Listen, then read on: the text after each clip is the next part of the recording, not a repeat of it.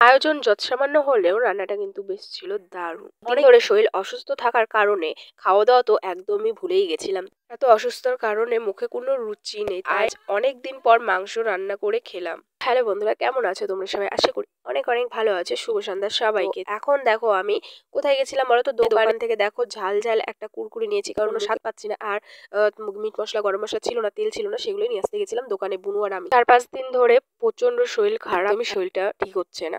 তো অনেকদিন ধরে ভাত টাত খেতেই পারছি না। আজ মনে হচ্ছিল কি খাই কি খাই, তো বাবাকে বললাম বাবা একটু মাংস আনো, যদি একটু ভাত খেতে পারি। তো বাবা তো শুনেই মাংস নিয়ে আসলো। আর আমাদের বাড়িতে এখন মাংসটা খুব কম খাওয়া হচ্ছে, প্রায় সপ্তাহে 2-3 বার হয়ে যেত। এখন মাংসটা সবাই একটু কমই খাচ্ছি, কারণ এখন পোলট্রির মাংসটা সেরকম একটা খাওয়াটা ভালো না, তো তার জন্য পোলট্রির মাংসটা একটু কমই খাওয়া হতো। তো যে কথা সেই কাজ, বাবা তো নিয়ে চলে আসলো মাংস। তো তার জন্য এখানে দেখো আমরা সব কুটা বাচা করছি, আর আমি এখানে বসে বসে এই ঝাল কুরকুরিটা খাচ্ছি, কারণ মুখে রুচি না রাখলে দেখবে সব থেকে ঝাল ঝাল জিনিসগুলো ভালো লাগে। তো ওই ঝাল কুরকুরিটা বসে বসে খাচ্ছিলাম। বোন এদিকে মাংসটা ধুয়ে দিল, আর আমি এদিকে মশলা টশলাগুলো করে নিলাম। তো এর মধ্যে বারবার চলে যাচ্ছে লাইন, তো কি আর মানে সমস্যা। তো এদিকে মোবাইলের লাইটটা জ্বালাচ্ছি আর রান্না করছি। এদিকে আমি ভেজে নিচ্ছি, আর এদিকে দেখো কয়েকটা গোটা রসুনও দিব, কারণ গোটা রসুন খেতে ইচ্ছা করছিল, তাই কয়েকটা গোটা রসুনও দিলাম। আর এদিকে আলুগুলো ভেজে নিচ্ছিলাম। আর শরীরটা প্রচন্ড খারাপ ছিল, মানে রান্না করতে পারছিলাম না, তবুও রান্না করছিলাম, কারণ মায়েরও শরীরটা ভালো না, কারণ মাজা ব্যথা। মা মাঠঘাট সবই করে, বাড়িরও রান্না বান্না সব করে। তো মা বললো যে আজকে মাংসটা তুই রান্না কর। তো আমি বসে বসেই দেখো রান্না করছি, তো মাথাটা প্রচন্ড ব্যথা করছে। তো মনে হচ্ছিলো যে আমি নিজেই রান্না করি, একটু ঝাল ঝাল করে রান্না করব, তাহলে খেতে পারবো। তো তার জন্য দেখো এখানে রান্না করছি। আর মাংসের আলু কার কার ভালো লাগে সেটা কিন্তু কমেন্ট করে জানাবে। আমার মাংসর আলু খেতে প্রচন্ড ভালো লাগে, তাই কিন্তু আমাদের বাড়িতে সবসময় যে আলুটা একটু বেশি করেই দেওয়া হয়। তো 2 কেজির মতো মাংস আনা হয়েছে, তো আলুটা তবুও দেখো কতগুলো আলু দিয়েছে।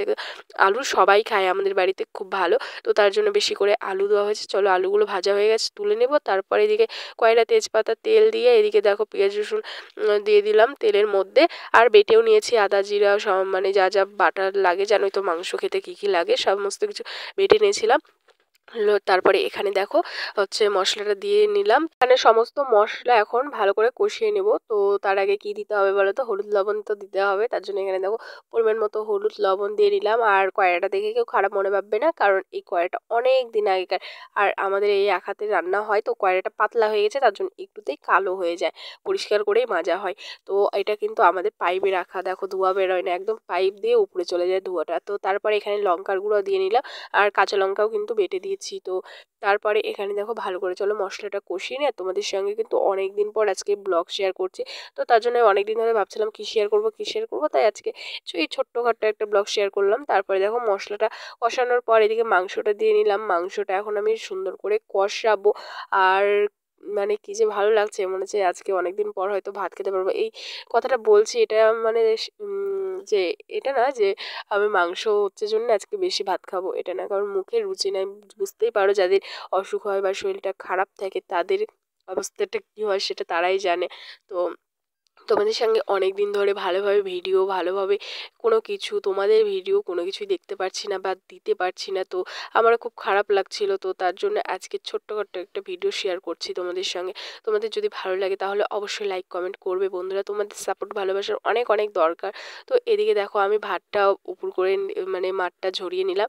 তারপর এখানে দেখো আমি এই মাংসটা কষাচ্ছিলাম, ঢেকে দিয়েছি, আর রান্না করছিলাম রান্নাঘরে। আর বাবারা সবাই মিলে ওখানে বাইরে হচ্ছে মানে আর একটা বারান্দা আছে, ওখানে সবাই গল্প করছিল। আর আজকে কিন্তু খুব হাওয়া হচ্ছিল, আর লাইনটা একটু পর পরই চলে যাচ্ছিল। তারপরে দেখো এখানে মাংসটা আমি ইয়ে করে নিলাম। তারপরে এখানে দেখো কষিয়ে নিচ্ছি ভালো করে।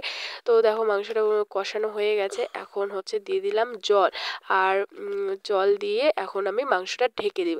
তো বন্ধুরা শ্বশুরবাড়িতে থাকলে কিন্তু এই মাংস রান্না করার টাইমে কিন্তু কষানো মাংসটা না খাওয়া হয় না। তো যতই হোক সবাইকে দিয়ে পরে নিজের খাওয়া হয় না। আর সবাই বলে অবশ্য খেতে, কিন্তু খাওয়া হয় না। আর এই বাবার বাড়িতে দেখো মাংস কষানোর সঙ্গে সঙ্গেই মা বলবে যে মাংস তুল, তোরা খা, তোরা টেস্ট কর, মানে তারপরে আমরা খাই।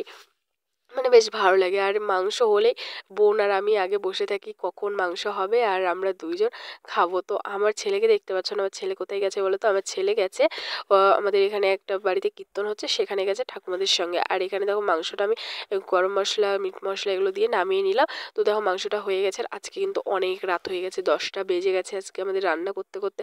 তো চলো রান্না-বান্না হয়ে গেছে। এখন খাওয়া-দাওয়া করতে হবে। তো এই দেখো মাংসর কালারটা কিন্তু খুব সুন্দর এসেছে। মোবাইলে অতটাও বোঝা যাচ্ছে না। তো চলো এখন সবাইকে দিয়ে নেবো। আর হালকা পাতলা তেলেই কিন্তু মাংসটা আমি রান্না করি।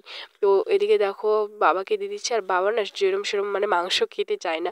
তো বাবার মাংসটা অতটাও ভালো লাগে না। তো তার জন্য বাবাকে একটু ভালো ভালোগুলো বেছে, বেছে দিচ্ছিলাম। তো চলো এদিকে দেখো খালি আলুই দেখতে পাচ্ছ। কারণ আলু সবাই আমরা বেশি ভালোবাসি খেতে। তো চলো বাবাকে এদিকে হচ্ছে মাংস দিয়ে দিলাম। এখন আমরা এখানে নেবো। আর আমার বোন আর আমি এখানে মাংসটা বেড়ে নিচ্ছি। আর আমার বোন ওদিকে ভাতটা বেড়ে নিচ্ছে। তো আমার বোন জানো তো বাটি ছাড়া মানে বাটি ছাড়া তরকারি খায় না। তো আমি বাটির ছাড়াও তরকারি মানে নিই মানে আমার থালি। কিন্তু আমার বোন আবার বাটি ছাড়া তরকারি খায় না। তো তারপরে এখানে দেখো ভাত-টাত নিয়ে নিয়েছি। আর আমার বোন দেখো কত সুন্দর করে থাল গুছিয়ে নিয়েছে।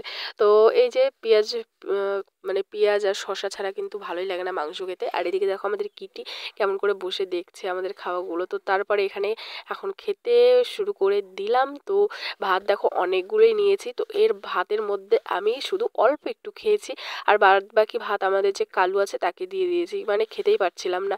তো মনে তো হচ্ছিল যে অনেকগুলো আজকে খেতে পারবো কিন্তু খেতে পারিনি তারপরে। তো তারপরে এখান থেকে দেখো মাংস নিয়ে নিলাম। তারপরে হচ্ছে রসুন নিয়ে এদিকে দেখো এখন ভালো করে ভাতটা খেয়ে নেবো। আর এই শসা পেঁয়াজ কিন্তু আমার দারুণ লাগে মাংস-টাংসের সঙ্গে। তো তারপরে দেখো এখানে ওই কয়েক গাছ শুধু খেয়েছি। তারপরে আর খেতে ভালো লাগছিল না। তো চলো বন্ধুরা আজকে খেয়ে নিই ভাতটা। তার আজকের ছোট্ট একটা ভিডিও তোমাদের সঙ্গে শেয়ার করলাম। তো তারপরে আর কোনো ব্লগ মানে ভিডিও শ্যুট করিনি। তাই তোমাদের সঙ্গে এটুকুই শেয়ার করলাম। তোমাদের যদি ভিডিওটা ভালো লাগে তাহলে অবশ্যই লাইক, কমেন্ট করবে। আর চ্যানেল নতুন হলে চ্যানেলটা সাবস্ক্রাইব করে পাশে থাকবে। তো চলো আজকের ভিডিওটা আমি এখানে এন্ড করে দিচ্ছি। সবাই ভালো থেকো, পাশে থেকো আর সুস্থ থেকো। টাটা সবাইকে।